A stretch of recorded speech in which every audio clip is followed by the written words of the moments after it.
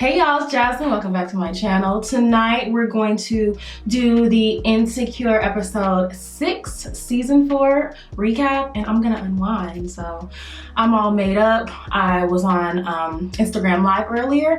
That's gonna be uploaded later, but I just wanted to come to you guys and do a recap of the episode. And it's not just me sitting in front of the camera talking. I'm actually putting, my multitasking skills to work. So I'm going to unwind. I'm going to take off my makeup. So more like a get unready with me and let's just chit chat. So this episode is after Issa and Molly have had their big, untimely, unfortunate blow up after Issa's really successful block party. And I really hated to see them do that, but it was bound to happen just because of the lack of communication and things going unsaid. I just knew that was going to happen, and I knew that it was going to be ugly, and so I wasn't surprised. But by the way, guys, I'll be putting the products that I'm using. Any question that you have will be answered right in here and in the description box below. So cool. And if you're not following my Instagram, check the description box below and just follow me right here. So I knew it was gonna happen. I knew it was gonna be ugly, and I hated to see it, but I just knew it was gonna happen and I expected it. Issa's in bed. She can't even focus on the success and the reviews that she's getting from her block party because she's worried about what happened with Issa. She's worried about what happened with Molly, and that's what I just don't like. I hope the water's not too loud, but baby, I gotta rinse my face. Y'all gotta see how I get unready. I look like a big ball of dough. a big greasy ball of dough. I don't like it because Issa can't even focus on how successful her first event went because she is worried about Molly. She's thinking about Molly, and I hated that. I hate that, unfortunately, Molly is taking up so much of her time. Molly is taking up so much of her thoughts. And that's natural because now Molly is her best friend.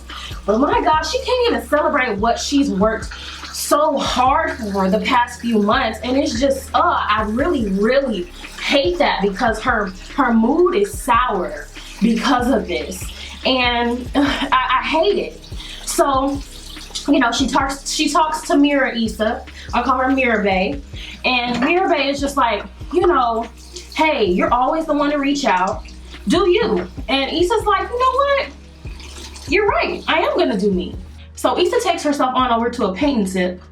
But before she takes herself on over to a paint and sip, she decides to do a good deed, or tries to do a good deed. Once in the line at the grocery market, there was this pregnant woman who was, asking for some help, and he said, okay, I'll help you. Her total comes out to more than she is expecting, obviously, and her card declines twice. Embarrassing.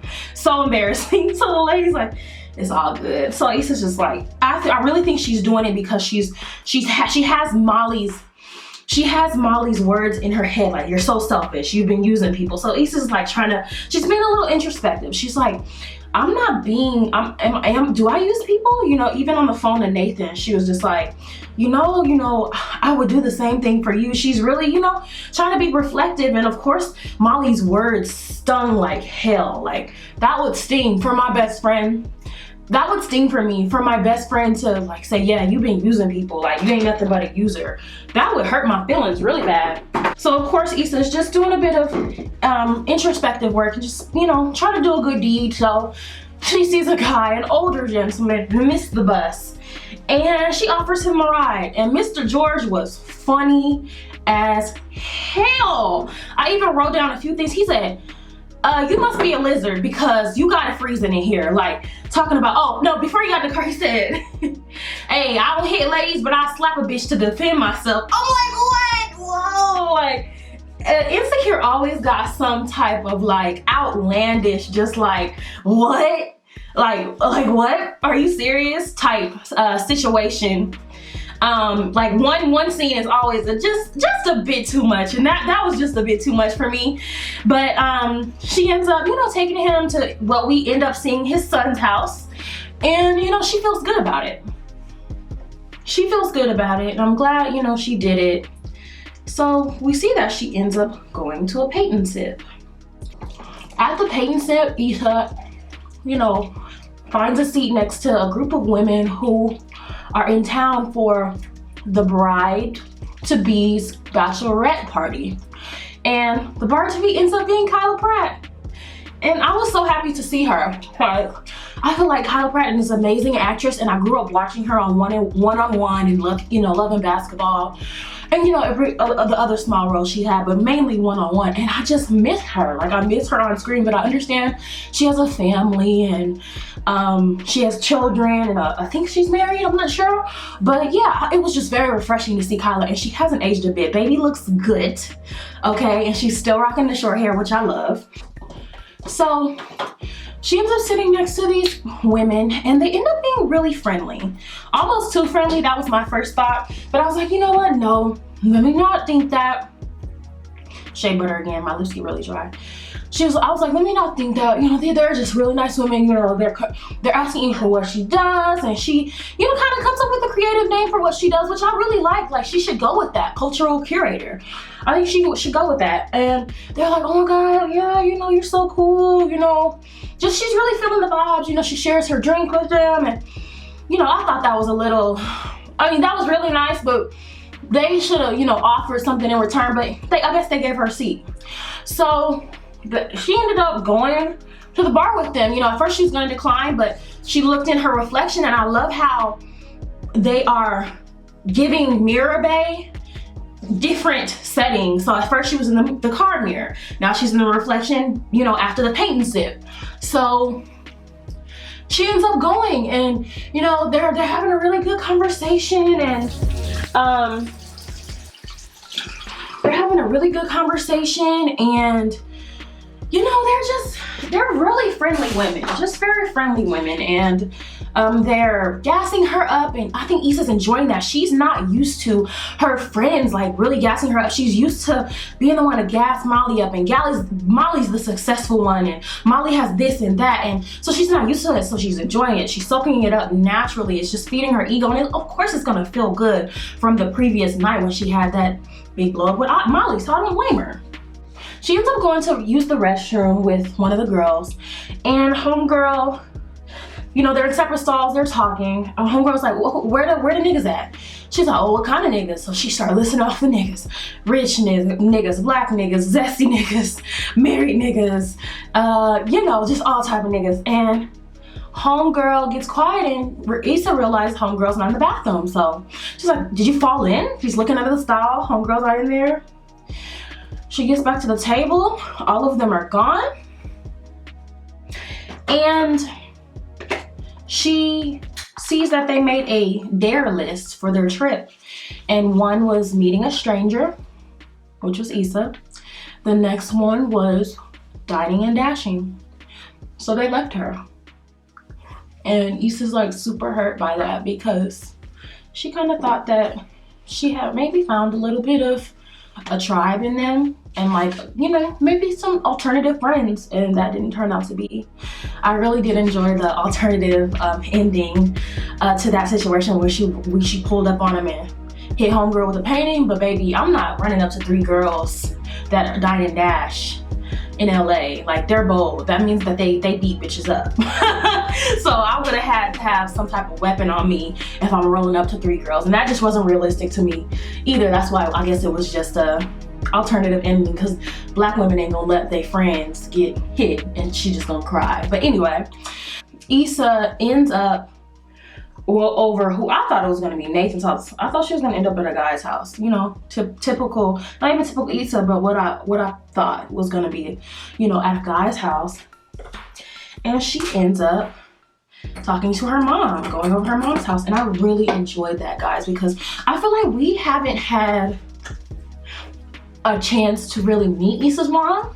And I looked up, Wendy Raquel Robinson is playing Issa's mom, and she just looks so beautiful and youthful, and that hair, oh my god, that crochet wig or braids, bomb. But I love that Issa sat down with her mom and was vulnerable and cried, and hugged, and she realized, she found out that her mom was proud of her, and her mom admires that she can put her hands in so many different pots and still be successful. I love that Issa got that from her mom, because if anything, you want to be loved and accepted, and you want your mom to be proud of you. I don't care what anybody says. You want your mom to be proud of you. And you know, everybody doesn't get that, and I feel like Issa's really blessed because she got that. And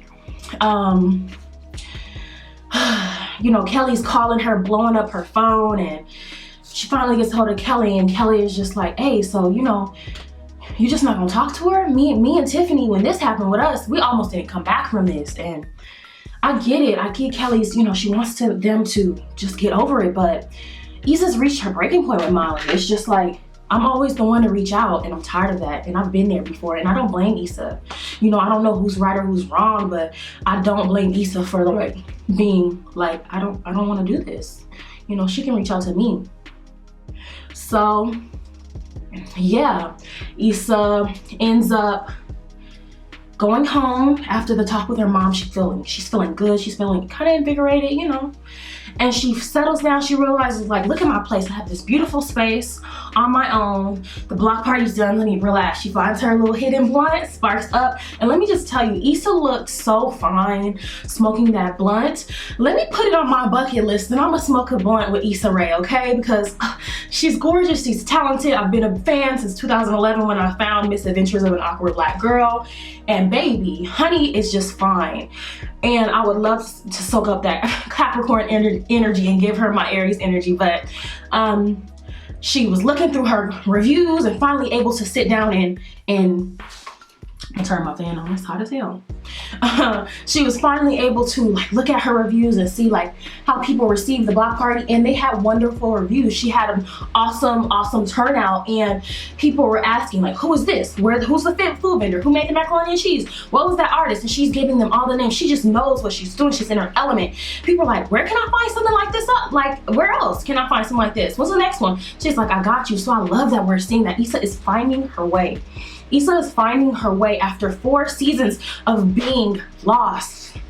Issa is finding her way, and that was just, that just made my heart smile. It made my heart smile. Issa's, you know, finding her way, and so she ends the night. She want to go get some Ethiopian food, and I love how watching Insecure makes me nostalgic because, you know, I'm an LA native. I grew up in LA until I was 14. So just like, seeing, you know, go up La Brea, like, and then them showing it, it's just so nostalgic, and I'm so sad that I haven't been there this year, haven't been there in almost a year, but I know I'll be back whenever this thing is over. But I just love how it's set in LA. She's going up to get some Ethiopian food, and she's about to walk in. She's about to walk in, and she sees Molly sitting there. And she decides it's not in her best interest to go in. And that's how we end episode 6 of season 4 of Insecure. Yeah, and I don't blame her. You guys know it's just not the right time. It's not the right time. All right, y'all. I've unwound myself, if that's a word. Next episode, we're going to see what Molly and Andrew are up to. I really enjoyed this episode. It's a little bit slower, like the season has been, with the exception of the previous 2 episodes, but I'm enjoying it. I'm enjoying it. You know, I love seeing beautiful Black people making art. So I really hope you guys enjoyed my recap and unwind, and I'm gonna see you in my next one. Peace. Good night.